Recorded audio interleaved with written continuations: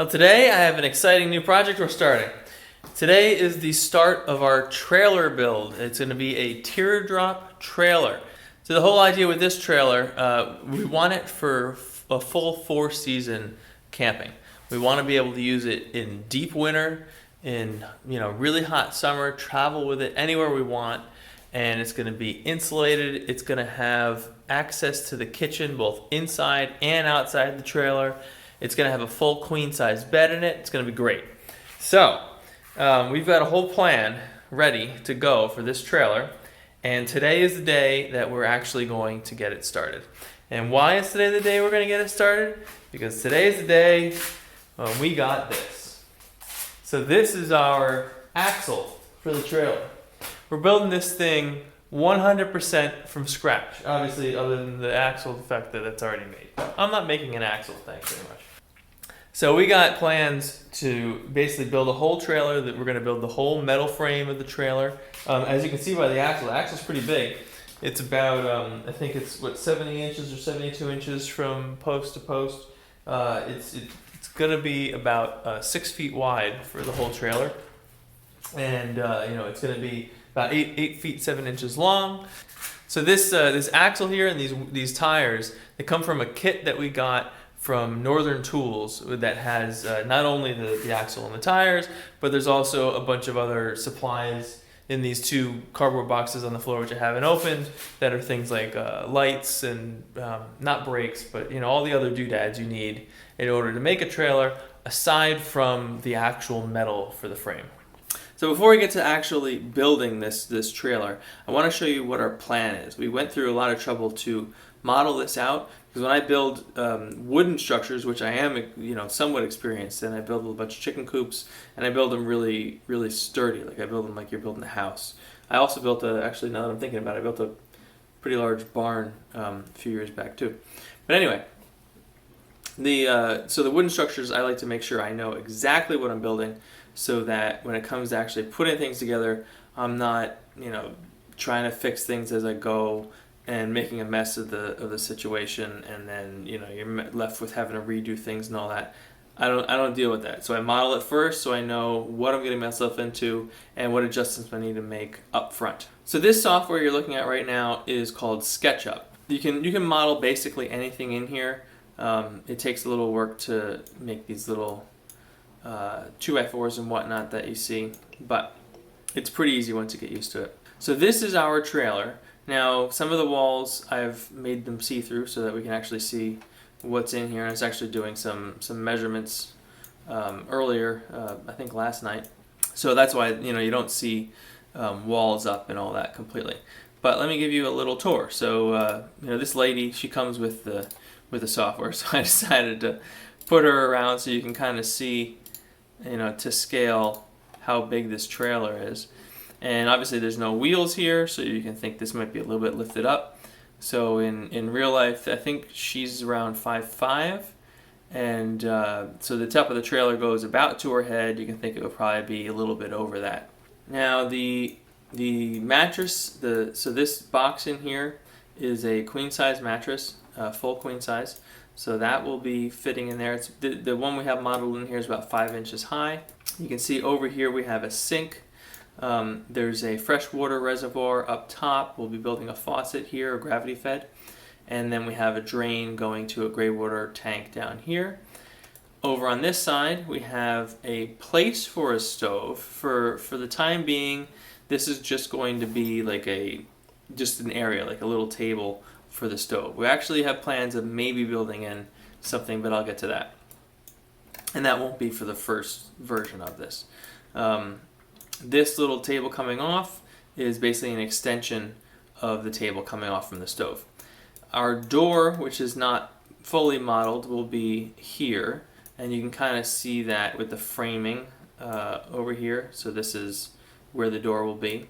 We'll have a window here, a window somewhere around here, either here, and then another window over here, we think. But that's basically the inside. On the top, just for spacing purposes, I wanted to see what it would look like with 3 solar panels. We're going to have 1 solar panel, which will be in the front here, and on the tongue of the trailer, which I don't have modeled, there will be a battery, one 100 amp hour battery that will be here.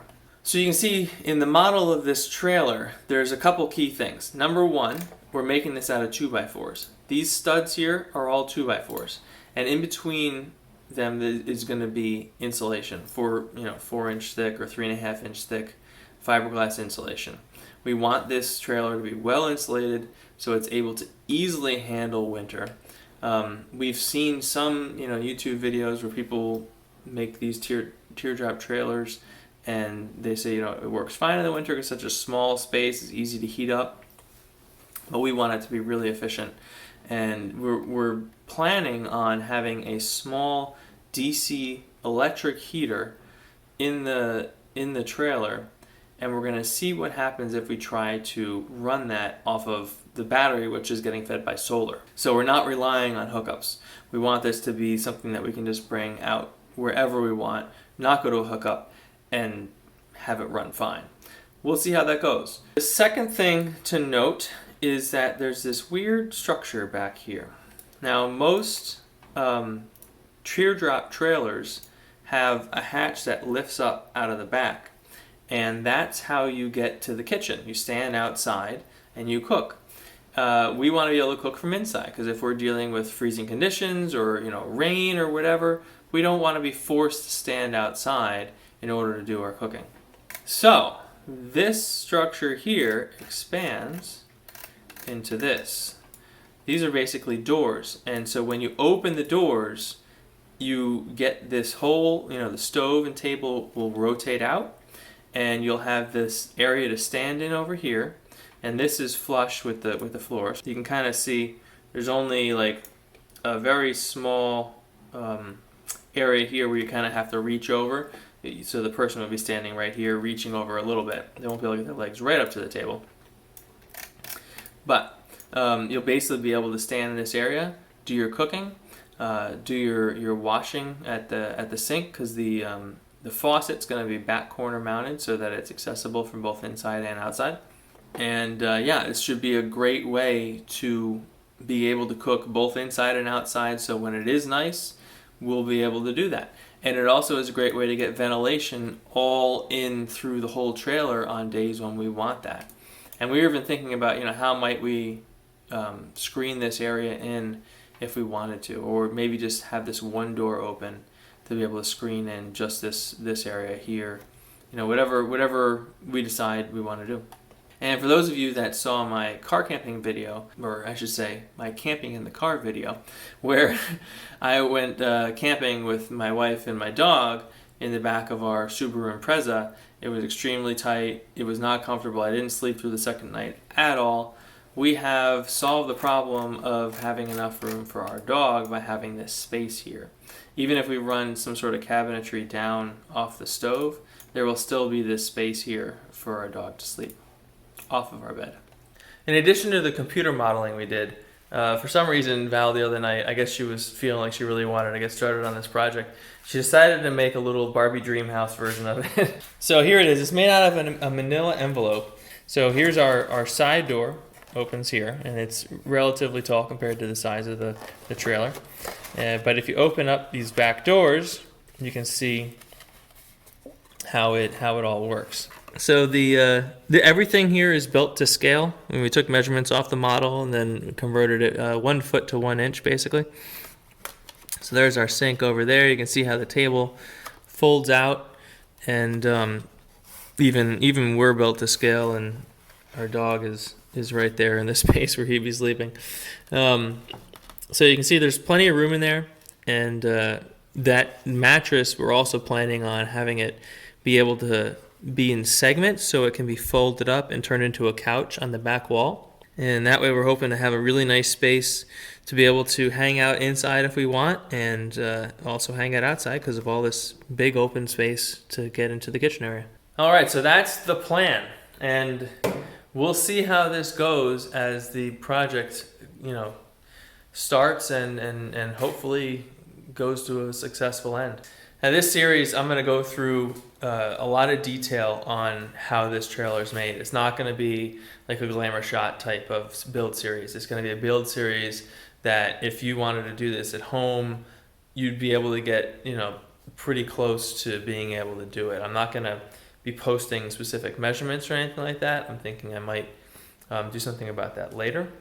But during the video, I'll go over exactly how we're doing cuts, about how we're doing welds, everything like that, so that if you do have some ambition to do this and are intimidated, then hopefully you can learn something. And I believe this is going to be a very unique trailer build. I've never seen a teardrop trailer built with the doors the way we're planning on doing it. And I've also never seen one that's had the thick walls with the insulation. But that, some people may see that as a pro, some as a con, because it does add weight.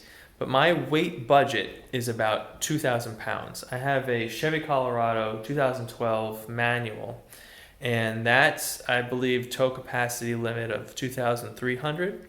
So I'm trying to target 2,000. And on my estimations, when I took all the modeling of the trailer and the rest of the woodwork, I came to about, I believe it was 1,300 pounds approximately, because I determined I had about, or it must have been 1,200. Yeah, it was 1,200, because I determined I had about 800 pounds of wiggle room that I could, have the sink, the water, whatever else, the bed, everything else ourselves. So that's my goal. The trailer itself is supposed to be rated to 3,100. This axle is rated to that for sure. And the actual plans for the trailer, I got the whole instructions on how to do it off of another YouTube series that I'll link to down in the description, and I'll probably link to it in any of the videos that relate to doing the trailer build as well. It's a really great video. I'll also link to some of the better videos that I've seen that have helped me get a little bit of courage, I guess you could say, to try the welding and give me a little bit of knowledge, because there is definitely some knowledge you need in order to do welding. I've learned that from watching these videos. Not only to do the welding, but to know which materials to use when, which machine to use when. It's kind of complicated, but not so complicated that you can't just go look it up and then practice. So that's our next step. Our next step is to get some scrap metal that's of the same type that we're going to be making the trailer out of, so that we can practice and see if we can get some good welds. So that's it for this one. We've gone over the whole plan of what we know we want to do for the trailer at the moment. Things may change as time goes on, but the basic structure is there. In the next video, if you want to join us, we'll be going over how to set up the welder and get that all fed in, and we're going to start doing some practice welds so that I can get to the point where I feel comfortable enough that I'm going to have a decent weld when I actually build the trailer. So then fingers crossed, hopefully after that video, we'll get to start on actually building the trailer body and get this thing to start getting assembled and becoming real, which will be great. So yeah, join us for the next one or the series after that. If you already know how to weld, the next one might not be super interesting for you, so maybe skip that one. But I'll see you at least 2 videos from now, and hope you're having a great day. See you later.